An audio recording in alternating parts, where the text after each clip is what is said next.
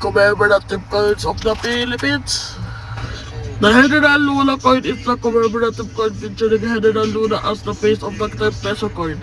In the back, it features him riding a horse, and to the right it says Nanggal Tapang Dignidad. The Bonifacio coin is a coin that features Bonifacio in the 10 pesos coin. In the original 10 pesos coin, you can see Bonifacio with Mabini.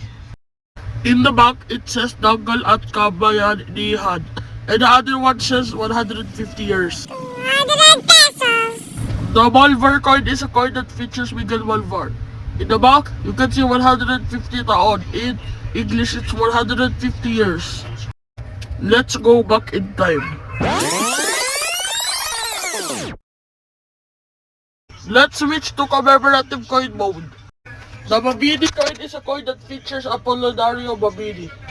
The back features Apollinario Mabini seated while writing in the book. It says, Talino at Pagdidigdigdan. The other text says 150 taon or 150 years.